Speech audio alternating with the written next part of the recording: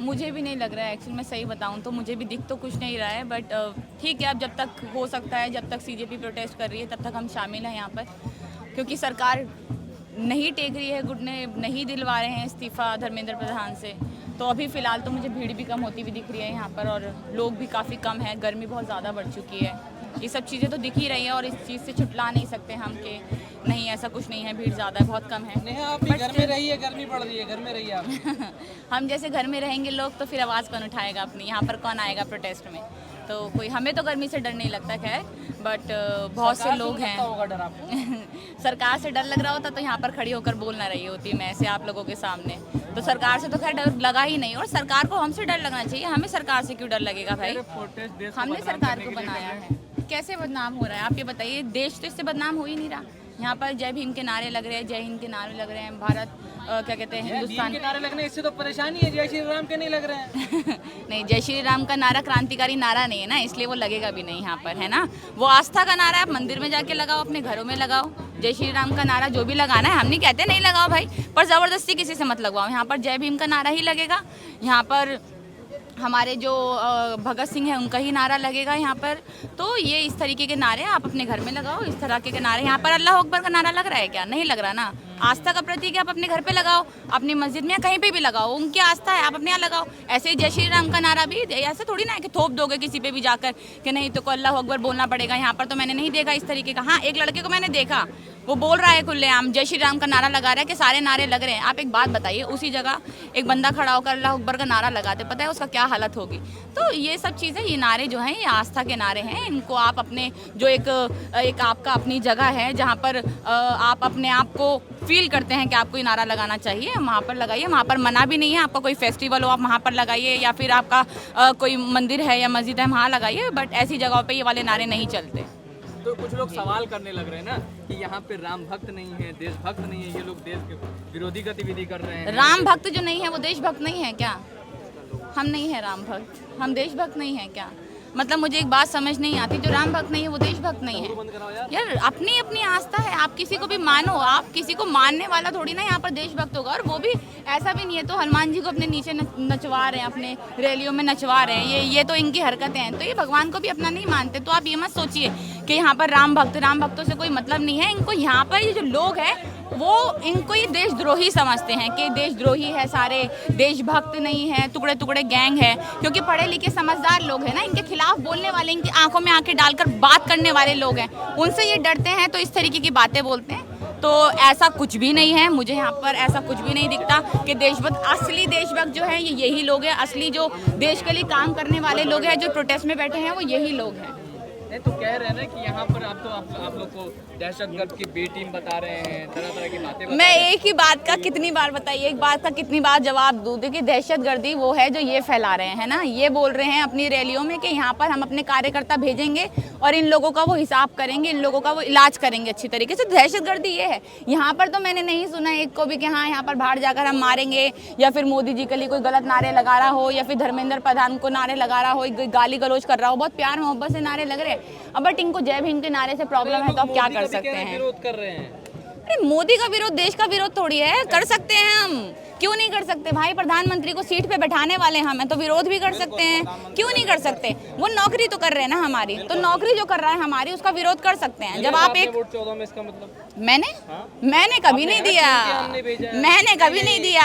चुनकर जो देखिए, चुनकर जो भेजा है जिन लोगों ने, मैं अपने आप को पहले भी बोल चुकी हूँ कि मैं भाई बहुत खुश नसीब मानती हूँ अपने आप को इस चीज़ में कि मैंने कभी इस गंदी सरकार को, जब इनका बहुत ज़्यादा ही नाम था एक टाइम पे 2014 पे भी चला, तब मैंने इस सरकार को, जब से मैंने वोट डालना सीखा, जब से मैंने वोट डालने की मेरी उम्र हुई, तब से मैंने आज तक इस पार्टी को कभी वोट नहीं दिया, मोदी जी को कभी वोट नहीं दिया। और इस चीज़ के लिए मैं अपने आप को बड़ा खुश नसीब मानती हूँ, बहुत खुश मानती हूँ कि चलिए फाइनली ऐसा तो है कि मेरी फैमिली ने मुझे ऐसा नहीं बनाया कि मैं इस गंदी पार्टी को वोट देकर, या कभी हिस्सेदारी मैंने उसमें निभाई हो, मैंने कभी नहीं किया। ना मेरी फैमिली ने दिया कभी वोट, और ना ही मैंने कभी वोट दिया। तो खराब हो गया आपका?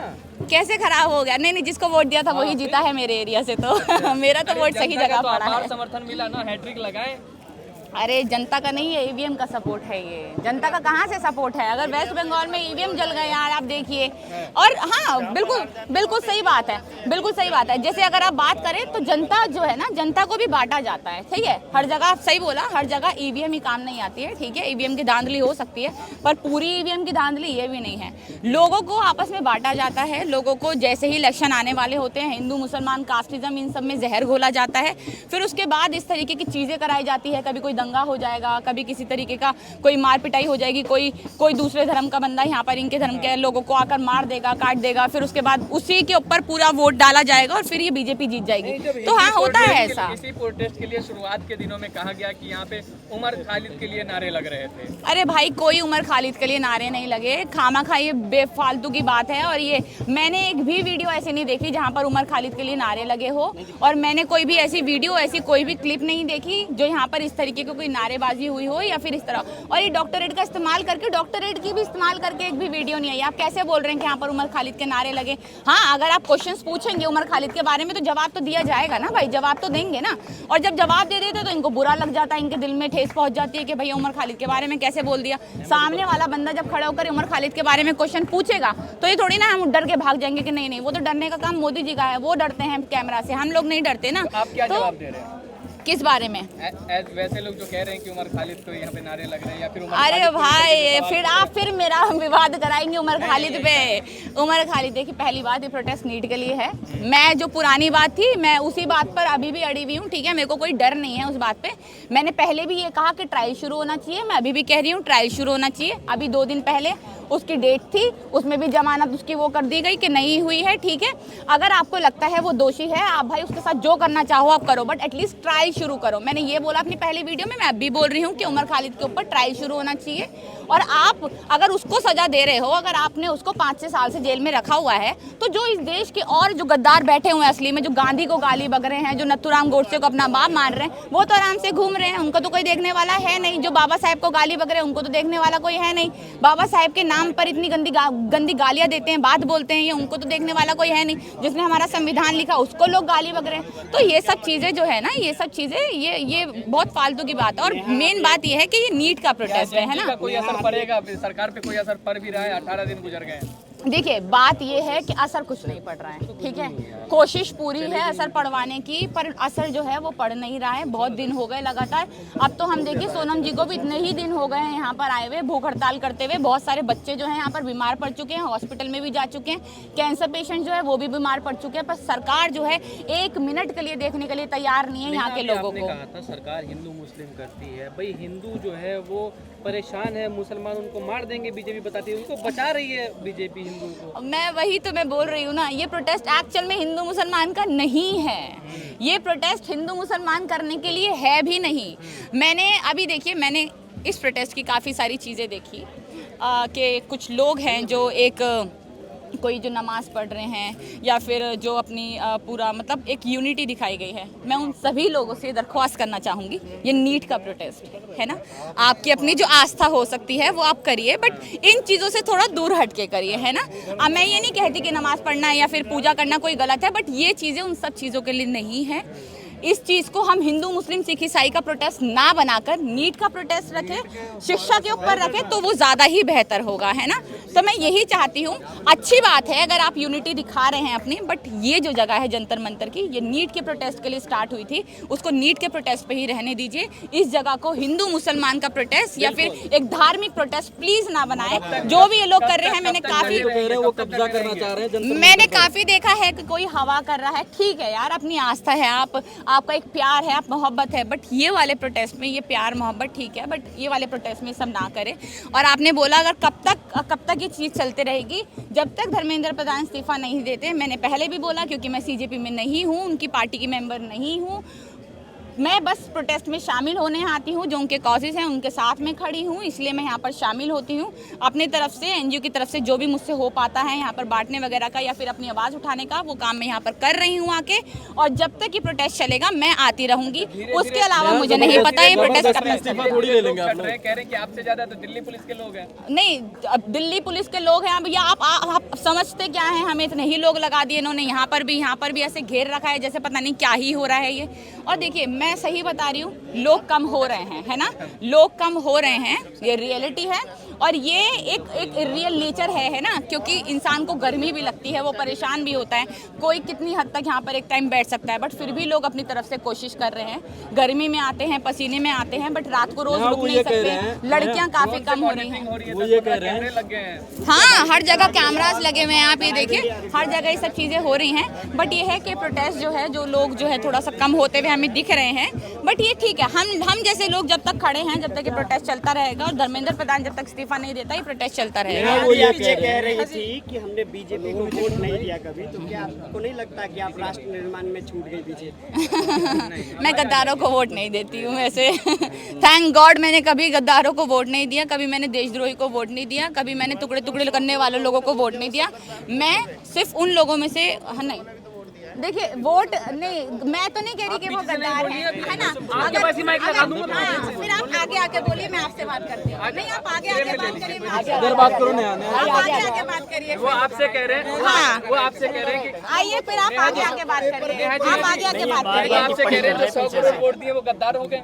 मैं तो नहीं कहती, मैं तो देखिए, मैं तो पहली बात नहीं, मैं तो कह रही हूँ, अगर काउंटर करना है तो सामने आके करिए, पीछे खड़े होके ना करें, है ना। अगर बात रही कि कौन पार्टी को, अगर आप बीजेपी को वोट दे रहे हैं, आपको मैं गद्दार नहीं मानती हूँ। मैं बीजेपी को वोट नहीं देती हूँ, मैं अपनी पर्सनल चॉइस बता रही हूँ, है ना। मैं बीजेपी को वोट नहीं दूंगी, है ना, मैं, वो अपनी पर्सनल चॉइस है ना, ये हमारा संविधान हमें अधिकार देता है कि मुझे किसको वोट देना है, किसको नहीं देना। तो मैं ये नहीं कह रही हूँ कि वोट देने वाले गद्दार हैं। मैंने कहा मैं गद्दारों को वोट नहीं देती, मैंने ये नहीं कहा कि जो भी उनको वोट दे रहा है वो सब गद्दार है, मैंने ये तो कहा ही नहीं है किसी भी हालत में, है ना।